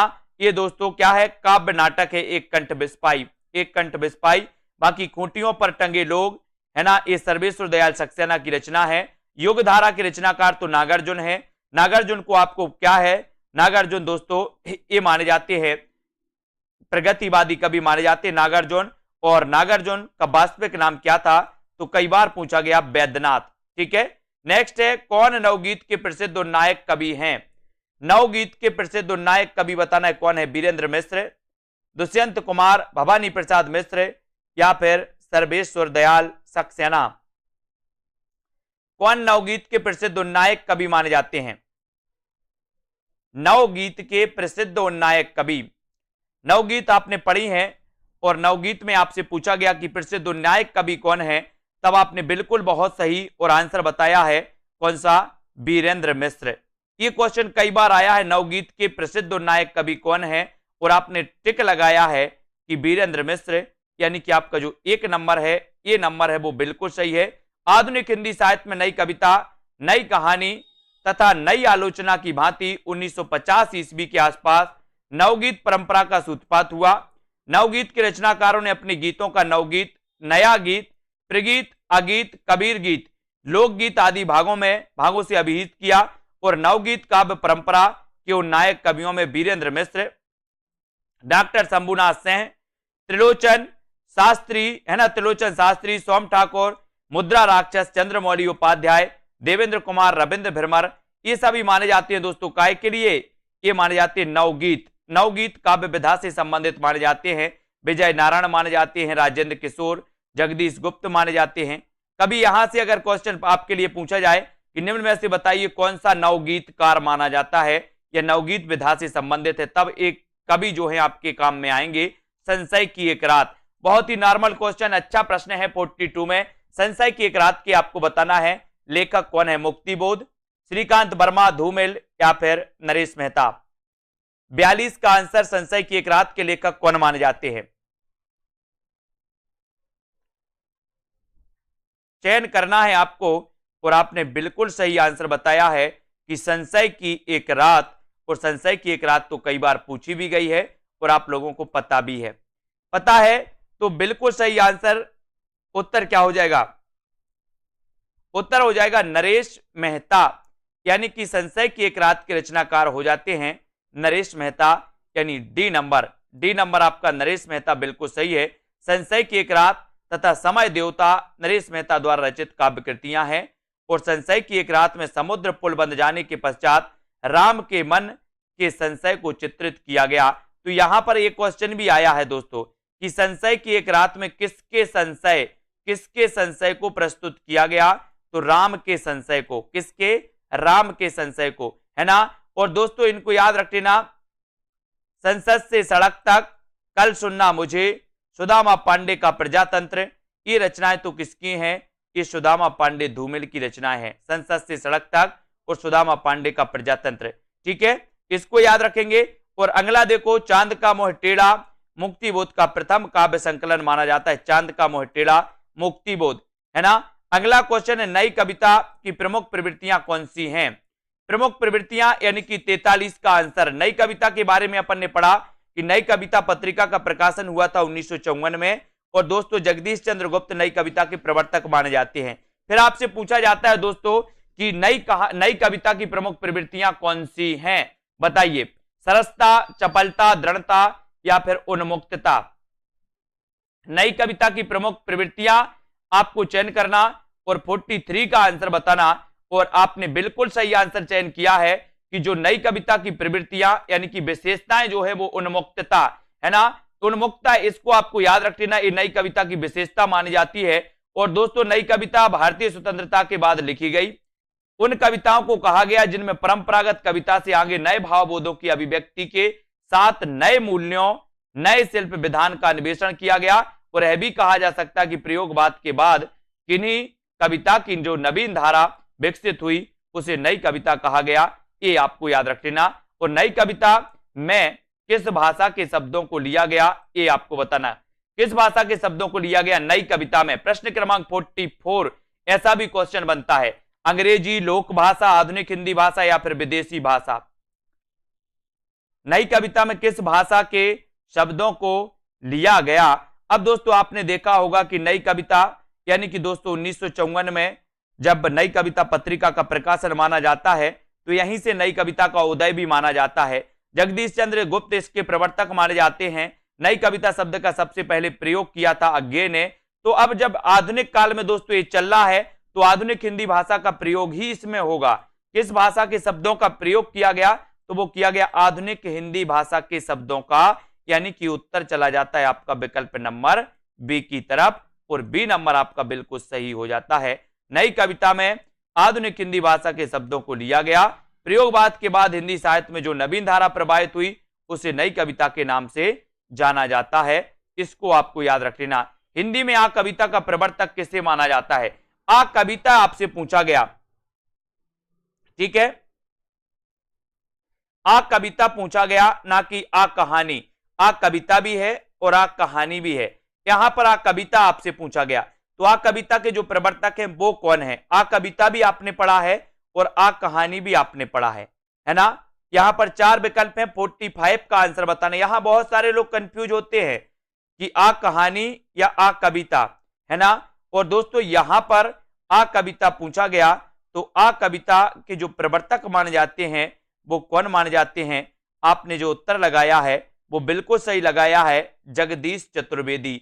ये आ कविता के प्रवर्तक हैं, आ कविता के प्रवर्तक, ठीक है, इनको याद रख लेना। जबकि दोस्तों आपको पता है कि आ कहानी के प्रवर्तक कौन है, वो भी आपको कमेंट में लिखना है। आ कहानी के प्रवर्तक कौन है? हिंदी में आ कविता प्रवर्तक जगदीश चतुर्वेदी को माना जाता है। इनको अपन को याद रख लेना। बाकी दोस्तों आ कविता से संबंधित और भी है, श्याम परमार, गंगा प्रसाद जी है ना, और धूमिल हैं, लीलाधर जगूड़ी है, मणिका मोहिनी, कैलाश वाजपेयी, ये आ कविता से संबंधित हैं। आ कविता की विशेषताओं को हम पढ़ेंगे। उसके पहले एक चैलेंज प्रश्न आपके लिए कि आ कहानी के प्रवर्तक कौन माने जाते हैं? आ कहानी के प्रवर्तक बताना है। जबकि सृजनात्मक दृष्टि की अपेक्षा ध्वंस को महत्व दिया गया आ कविता में, है ना। फिर दोस्तों संगठन की अपेक्षा विघटन आ कविता में, सूक्ष्म तत्व की अपेक्षा शारीरिक भोग को महत्व दिया गया, ग्रामीण जीवन की अपेक्षा नगरीय कुंठाओं का प्राकाट्य है ना। और दोस्तों समाज के स्थान पर व्यक्ति को महत्व दिया गया। इनको आपको चयन करना है। ये आ कविता की विशेषताएं हैं। और दोस्तों आपको बताना है कि आ कविता के प्रवर्तक कौन माने जाते हैं। बताइए कौन कौन को पता है? अगर जिसको पता है वो जल्दी से बताइए आ कविता। और यहां पर आ जाते हैं अगला क्वेश्चन, आत्मजयी किसकी रचना है? आत्मजयी ये तो कई बार पूछा गया, है ना। अब यहां पर दो चीजें हैं, जगदीश चतुर्वेदी आ कविता और आ कहानी के गंगा प्रसाद बिमल, ठीक है। आ कहानी के गंगा प्रसाद बिमल ही माने जाते हैं, याद रख लेना। और दोस्तों आ कविता के कौन माने जाते हैं? आ कविता के माने जाते हैं जगदीश चतुर्वेदी, ठीक है। अब आत्मजयी किसकी रचना है बताइए? आ कहानी के महीप से नहीं है, महीप से तो सचेतन के हैं।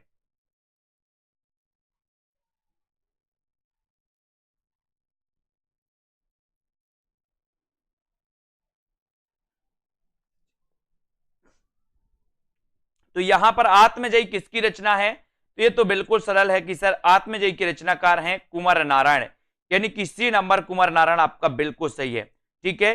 आत्मजयी कुंवर नारायण की रचना है। यह एक खंड काव्य है और दोस्तों एक कठोपनिषद को आधार बनाकर लिखा गया, ये भी आपको याद रख लेना, ठीक है। ऐसा भी क्वेश्चन आपसे बनेगा कि निम्न में से बताइए कौन सी रचना कठोपनिषद पर आधारित है ना। तो आपको बताना है कौन सी? आत्मजयी। इसके रचनाकार कौन है? तो आपको बताना कुंवर नारायण, है ना। भय भी शक्ति देता है किसका काव्य संग्रह है? बताइए भय भी शक्ति देता है ये किसका काव्य संग्रह है? नरेंद्र मोहन का, उदय प्रकाश का, जानकी वल्लभ शास्त्री या फिर लीलाधर जगूड़ी। साथियों क्या हो रहा है, आपका मॉडल पेपर लॉन्च किया गया है, टीजीटी पीजीटी का मॉडल पेपर लॉन्च किया गया। जिनको इसमें एडमिशन लेना मॉडल पेपर में, इसमें हिंदी साहित्य के क्वेश्चन रहेंगे लगभग 70 के आसपास, व्याकरण के भी क्वेश्चन रहेंगे इसमें दोस्तों 30-35 के आसपास, और इसमें संस्कृत के क्वेश्चन भी रहेंगे 20 के आसपास, है ना। तो इस प्रकार से पूरा मॉडल पेपर 125 प्रश्नों का ये मॉडल पेपर का जो कोर्स है वो लॉन्च हो गया है। 5 तारीख तक ये मात्र 400 रुपए में इसमें आप एडमिशन ले सकते हैं। उसके बाद इसका प्राइस भी दोस्तों बढ़ेगा और ये ऑफर मात्र 73 ऑफ का ऑफर है आपके लिए 5 तारीख तक, ठीक है। भाई भी शक्ति देता है किसका काव्य संग्रह, ये पूछा गया था। तो भाई भी शक्ति देता है कैसे? बोले सर जुगाड़ से। भाई भी शक्ति देता है जुगाड़ से, है ना। अगर आपको कहीं भय लगे तो जुगाड़ से शक्ति कर लेना, जुगाड़ से। तो जुगाड़ से क्या बनेगा? जगूड़ी। अपन जुगाड़ कर लेते ना किसी भी चीज का, है ना। तो ये भय भी शक्ति देता है जुगाड़ से, तो लीलाधर जगूड़ी, लीलाधर जगूड़ी यानी कि डी नंबर आपका बिल्कुल सही है। भय भी शक्ति देता है जुगाड़ से, तो जगूड़ी है ना। काव्य संग्रह है शंखमुखी शिखरों, शंखमुखी शिखरों पर नाटक जारी है। और दोस्तों इस यात्रा में रात अभी मौजूद है, बची हुई पृथ्वी, घबराए हुए शब्द, ये माने जाते हैं। फिर अगला क्वेश्चन है सदियों का संताप, ये किसकी रचना है? प्रश्न क्रमांक 48। सदियों का संताप किसकी रचना है? बालकर्ण शर्मा नवीन की, जयप्रकाश करदम, ओम प्रकाश वाल्मीकि या फिर मोहनदास नेमिशराय। यानी कि 48 का आंसर 25 सेट होंगे, उसमें 25 सेट होंगे। सदियों का संताप किसकी रचना है? तो ये रचना है ओम प्रकाश वाल्मीकि की। सदियों का संताप है ना, ओम प्रकाश वाल्मीकि, ये भी आपको याद रखना है, ठीक है। तो इस ओम प्रकाश वाल्मीकि सी नंबर, सदियों का संताप ओम प्रकाश वाल्मीकि द्वारा रचित काव्य संग्रह है। और इनके आप अन्य काव्य संग्रह है वह बस बहुत हो चुका, अब और नहीं, शब्द झूठ नहीं बोलते, जूठन शीर्षक से लिखित इनकी आत्मकथा। जूठन आपको पता है दोस्तों, ओम प्रकाश वाल्मीकि की आत्मकथा कौन सी है? तो जूठन है ना। और दोस्तों अनेक भाषाओं में अनुवाद इसके हो चुके जूठन के, है ना। ओम प्रकाश वाल्मीकि की आत्मकथा, या नॉर्मल क्वेश्चन आपसे पूछा जाएगा कि जूठन आत्मकथा किसकी है, तो आप बताओगे ओम प्रकाश वाल्मीकि, है ना। सदियों का संताप, सदियों का संताप ओम के जप से मिट गया। बोले सर सदियों का संताप था जो ओम के जप से मिट गया, ओम के, तो ओम प्रकाश वाल्मीकि, ये बिल्कुल सही है। कामाध्यात्म की समस्या निम्न में से किस रचना में उठाई गई? बताइए, ये कामाध्यात्म की समस्या निम्न में से किस रचना में उठाई गई? 49। और कामाध्यात्म की और बढ़िया प्रश्न है। और दोस्तों यहां पर जो समस्या निम्न में से किस रचना में उठाई गई, ये आपसे पूछा गया, तो उत्तर चला जाता है आपका कनुप्रिया। और कनुप्रिया ये किसकी रचना है? तो ये रचना है धर्मवीर भारती की। धर्म काय के लिए प्रिय लगता है? कानों के लिए प्रिय लगता है। इसको याद रख लेना। आ कविता में दो चीजें आती हैं, जगदीश चतुर्वेदी और श्याम परमार भी आ जाता है, रजनी जी, इसको याद रख लेना, ठीक है। यहां पर देखो आत्मजयी की कथा वस्तु निम्न में से किस पर आधारित है ना। तो ये बताइए आत्मजयी की कथा वस्तु निम्न में से किस पर आधारित है? आत्मजयी पूछ ही लिया ये कि आत्मजयी की कथा वस्तु निम्न में से किस पर आधारित है? छांदयोग उपनिषद पर, कठोपनिषद पर, या फिर कैनोपनिषद से, या फिर बृहदारण्यकोपनिषद से। तो आत्मजयी जो कि कुंवर नारायण की रचना है और ये किस पर आधारित है? इसका उत्तर क्या हो जाएगा? इसका सही उत्तर आपका राइट होगा कठोपनिषद, है ना। आत्मजयी की कथा वस्तु कठोपनिषद पर आधारित है और उत्तर चला जाता है विकल्प नंबर बी, है ना। बी नंबर आपका बिल्कुल सही है दोस्तों, ये आपको याद रख लेना है। और अगले क्वेश्चन की ओर हम बढ़ेंगे, जब तक मैं आपको कुछ और बताऊंगा। अगला क्वेश्चन जब तक आप उत्तर बताइए, कठोपनिषद पर आधारित रचना कुंवर नारायण की कौन सी है? आत्मजयी। नचिकेता प्रसंग का वर्णन, चक्रव्यूह, परिवेश, हम तुम, अपने सामने, कोई दूसरा नहीं, इन दिनों इनके प्रसिद्ध काव्य संग्रह हैं। आत्मजयी व बादशाह के बहाने, आत्मजयी व बादशाह के बहाने, ये दोस्तों खंड काव्य है कुंवर नारायण के, ठीक है। अगला क्वेश्चन है नाटक जारी है काव्य संग्रह की रचयिता कौन है? नाटक जारी है ना। नाटक जारी है किसका? बोले सर जुगाड़ से नाटक जारी है। काय से? जुगाड़ से। राजस्थान में चलता है जुगाड़, जुगाड़ चलता कहां पर? राजस्थान में। और बोले सर नाटक जारी है, काय से नाटक जारी है? मैंने कहा लाइट्स तो चली गई, नाटक कैसे जारी है? बोले सर जुगाड़ से।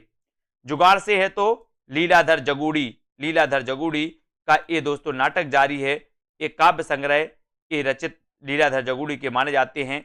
यानी कि डी आपका बिल्कुल सही हो जाता है, डी नंबर आपका राइट आंसर हो जाएगा। यहां पर देखते हैं अगले प्रश्नों को और भी पढ़ते हैं। ये आते हैं दोस्तों, नाटक जारी है ना। और लीलाधर जगूड़ी के शंखमुखी शिखरों पर, इस यात्रा में रात अब भी मौजूद है, बची हुई पृथ्वी, घबराए हुए शब्द, भय भी शक्ति देता है ना। इनको याद रखेंगे। संसद से सड़क तक, कल सुनना मुझे, और सुदामा पांडे का प्रजातंत्र। ये रचनाएं दोस्तों आपको सुदामा पांडे धूमिल की हैं, संसद से सड़क तक, कल सुनना मुझे और सुदामा पांडे का प्रजातंत्र। इनमें से आपको पता है कि दोस्तों ठीक है पूछे ही जाते हैं। कौन सी विशेषता नई कविता की नहीं है, बताइए कौन सी नहीं है नई कविता की। नई कविता के बारे में ठीक है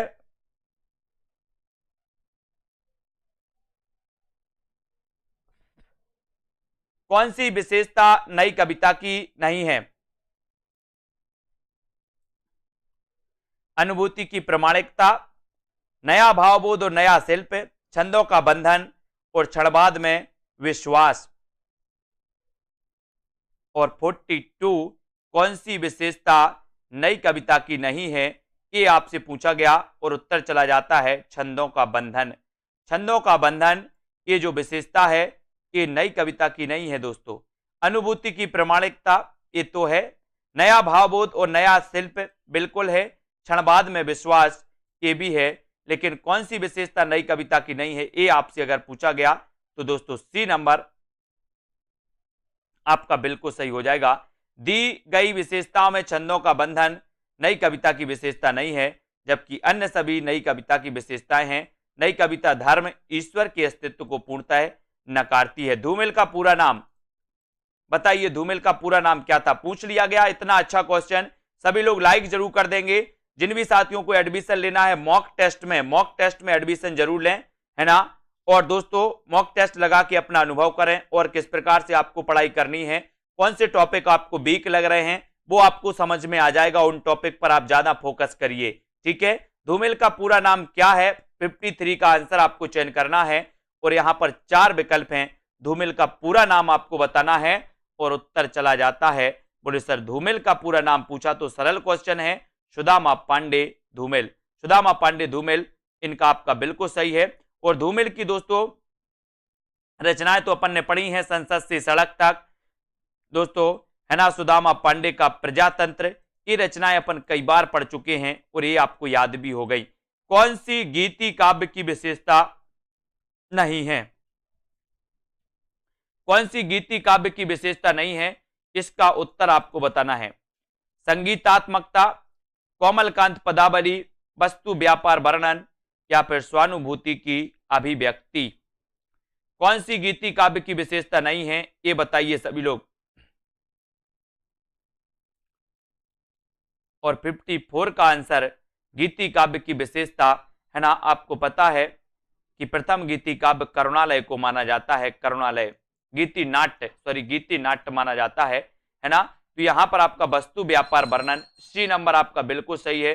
गीति काव्य की विशेषता नहीं है पूछा तो वस्तु व्यापार वर्णन यानी सी, ये आपका बिल्कुल सही है, ये विशेषता नहीं है। जबकि संगीतात्मकता, कोमलकांत पदावली एवं स्वानुभूति की अभिव्यक्ति गीति काव्य की विशेषताएं मानी जाती हैं।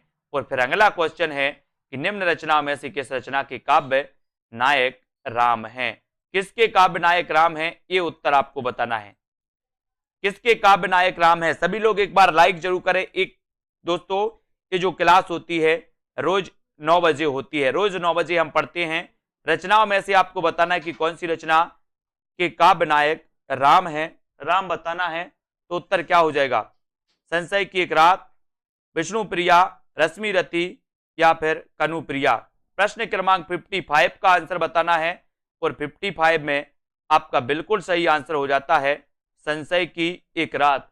संशय की एक रात की रचनाकार बताना है, 55 का आंसर चयन करना है और उत्तर चला जाता है कि दोस्तों काव्य नायक राम है। तो राम यानी कि संशय की एक रात के जो काव्य नायक हैं वो कौन है, राम है। और राम के संशय को इसमें बताया गया दोस्तों, है ना, ये भी कई बार पूछा गया और ये नंबर आपका बिल्कुल सही है ना। नरेश मेहता कृत संशय की एक रात काव्य के जो नायक हैं वो राम है और यह रचना राम कथा पर आधारित है। रश्मिरति दिनकर की विष्णुप्रिया, है ना, रश्मिरति दिनकर की विष्णुप्रिया मैथिली शरण गुप्त की, कनुप्रिया धर्मवीर भारती की। इन रचनाओं को भी आपको याद रखना है ना। और दोस्तों यहां पर अपन ने इतना सारा पढ़ लिया और इतनी सारी रचनाओं के बारे में देखा, नई कविता की महत्वपूर्ण जितनी भी चीजें हैं उनको अपन ने यहां पर देखा। अब ऐसे कौन कौन से साथी हैं जिन्होंने अभी तक self study classes app download नहीं किया है, ऐप जरूर डाउनलोड कर लें प्ले स्टोर से जल्दी से। और दोस्तों आपको क्या करना है, ये मॉडल पेपर जो लॉन्च हुआ है 25 मॉडल पेपर जो लॉन्च हुए हैं, ये कोर्स आपके लिए टीजीटी पीजीटी का एक कोर्स है जिसमें हिंदी साहित्य, हिंदी व्याकरण, संस्कृत, ये सारे प्रश्न आपके 125 नंबर के आपको मिलेंगे, है ना। इसमें आपको दोस्तों अपना चेक करना है कि आप कितने गहरे पानी में हैं, कौन सा टॉपिक आपको कमजोर लग रहा है, कौन सा टॉपिक के लिए आपको मेहनत करने की जरूरत है, क्योंकि टाइम आपके पास और भी है। आप अभी से दोस्तों अपना आकलन कर लेते हैं कि कितने नंबर आपके 125 में से अभी आ रहे हैं और किस टॉपिक पर हमें और मेहनत करनी है। तो वो दोस्तों आप टेस्ट करके 5 तारीख तक 73% ऑफ 73 ऑफ में दोस्तों ये मात्र 400 रुपए में आप इसको परचेस कर सकते हैं, इसको आप एडमिशन ले सकते हैं, ठीक है। तो जिन भी साथियों को एडमिशन लेना है, इसमें प्रमोद जी, शोभनाथ, मैना, सुनीता जी, रीता जी, ठीक है, अनूप जी, सतीश जी, प्रिया, रेखा जी, मायाराम, रीता कांत जी, राजेश जी, नमन जी, बाल गोविंद, दारसू जी, ध्रुव जी, सभी को धन्यवाद। नमन कुमार जी, इसी प्रकार से देखते रहें, वीडियो को लाइक और शेयर करते रहें। ज्योति जी, अमिता, रेखा, रीता कांत जी, दारसू, राजेश जी, प्रमिला जी, प्रिया जी, मनीषा जी, हेमलता सिंह जी, वीडियो को शेयर जरूर करना है। नीतू जी, बिल्कुल, मायाराम, शिल्पी, सीता जी, मयंक जी, अमिता जी, उत्सव यादव जी, ठीक है, अमिता जी, संस्कृत पर भी फोकस करें, संस्कृत भी आपका आएगा, ठीक है। रजनी जी, राकेश कुमार जी, नेहा चौहान जी, अनामिका जी, गीता जी, मिथिलेश जी, राकेश मास्टर, अधिगम जी, कुशल परिवर्तन, संदीप जी, अभय जी, राजेश, किरण जी, मनीषा, राकेश जी, मुकेश, कमलेश जी, लालदास, शैलेश, प्रदीप जी, सुमन जी, नीतू जी और सोनू जी, सभी को धन्यवाद दोस्तों।